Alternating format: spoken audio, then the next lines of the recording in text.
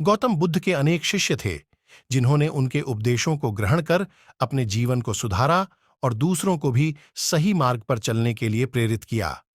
इनमें से एक प्रमुख शिष्य का नाम था आनंद। आनंद बुद्ध के चचेरे भाई थे और उनके प्रिय शिष्य भी। आनंद ने बुद्ध के साथ लंबा समय बिताया और उनके उपदेशों को गहराई से समझा। आनंद और बुद्ध के बीच की मित्रता और गुरु शिष्य संबंध बहुत ही अनूठा था। आनंद बुद्ध के साथ लगभग 25 वर्षों तक रहे और इस दौरान उन्होंने बुद्ध के सभी उपदेशों को सुनकर उन्हें कंठस्थ किया। बुद्ध के महापरिनिर्वाण के बाद आनंद ने ही उनके उपदेशों को संरक्षित रखने में महत्वपूर्ण भूमिका निभाई। एक बार की बात है, बुद्ध और आनंद अपने अन्य शिष्यों के साथ एक गांव में थे। उस गांव में एक धनी व्यक्ति रहता था जिसका नाम धनपाल था। धनपाल बहुत ही क्रूर और स्वार्थी था। वह अपने धन का प्रदर्शन करने में विश्वास रखता था और गरीबों को तुच्छ समझता था।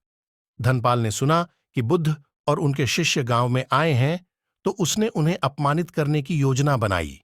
उसने एक दावत का आयोजन किया और बुद्ध और उनके शिष्यों को आमंत्रित किया।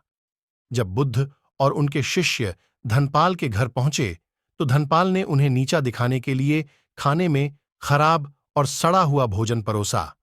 बुद्ध की प्रतिक्रिया जब बुद्ध ने यह देखा, तो उन्होंने कोई नाराजगी नहीं दिखाई। उन्होंने बड़ी शांति से भोजन को ग्रहण किया और बिना कुछ कहे वहां से चले गए।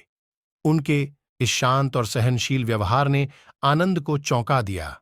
आनंद ने बुद्ध से पूछा, भगवान, आपने धनपाल के इस अपमानजनक व्यवहार को सहन क्यों किया? आप तो उसे दंडित कर सकते थे। बुद्ध ने मुस्कुराते हुए उत्तर दिया, आनंद, हमारा उद्देश्य दूसरों को दंडित करना नहीं है। हमें दूसरों के व्यवहार से प्रभावित नहीं होना चाहिए। हमारी जिम्मेदारी है कि हम अपने आचरण को सही रखें और करुणा और सहनशीलता का अभ्यास करें। आनंद ने बुद्ध के इस उत्तर से गहरी शिक्षा ली।